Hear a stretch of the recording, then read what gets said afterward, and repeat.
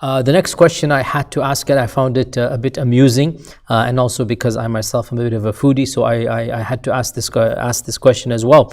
So our brother Ishaq from Minnesota emails us, and he says, is Wagyu beef halal? Wagyu beef halal. Is it halal? Because he said the cows are fed beer. This is what the question says. Okay.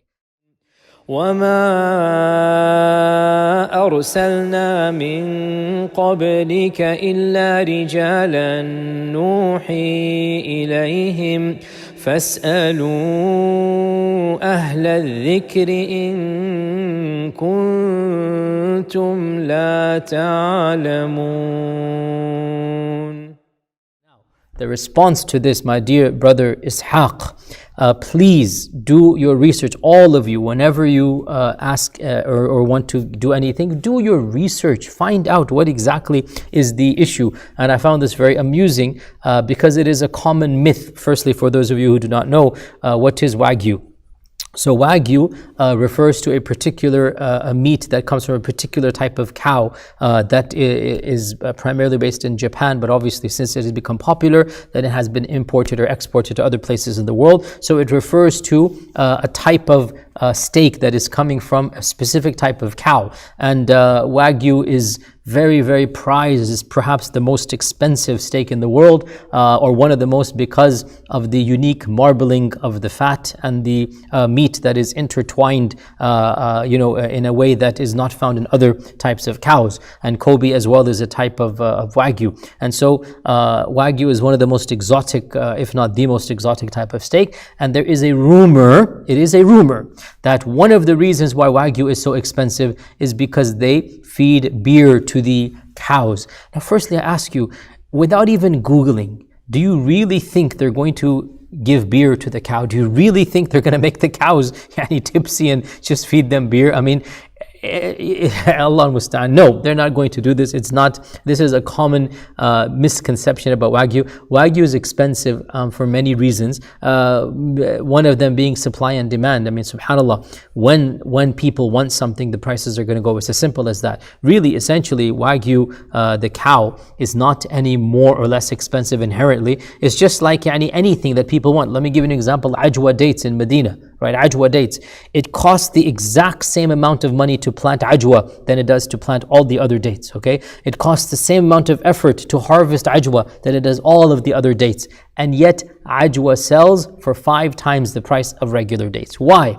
Because supply and demand, as simple as that. People want it, khalas, we can overcharge. That's the reality of economics. I mean, it's like, Adam Smith. I mean, it's the reality of economics. Anyway, so Wagyu is expensive not because of the beer, okay? Now, what if the cows had ingested something haram? Our scholars say, so I wanted to actually answer this question because it's actually not just as humorous, but we can answer it in a more academic manner as well. A little bit of najasa that is swallowed by the animals, this is overlooked by unanimous consensus of all the scholars of Islam. Nobody says otherwise. Anybody who says otherwise, frankly, has never been around animals. Do you really expect that a chicken or a cow is going to be eating and no najis is going to come in its food? No. Obviously, if you're a Muslim farmer, it is haram to give najis to the animals. If they eat it on their own without you giving to them, then a little amount is overlooked. However, if an amount is given that affects the quality of the meat, I'm just saying theoretically, Wagyu is not of this nature. If the amount is given of najis product that affects the animal, the taste, the smell, the color of the animal, then in this case, it is makruh to sacrifice that animal and eat it, and you should leave the animal for a number of days until it becomes pure. So you do not feed the animal anything najis. And this is, again, if you were to have power over, if you were the farmer in this case. But otherwise, a little bit of najasa would be overlooked. In any case, so that answers the question that Wagyu beef is definitely halal. Of course, in my opinion, it has to be dhabiha or kosher as well. So you cannot just buy any. But I have to conclude this question with a very, very important disclaimer.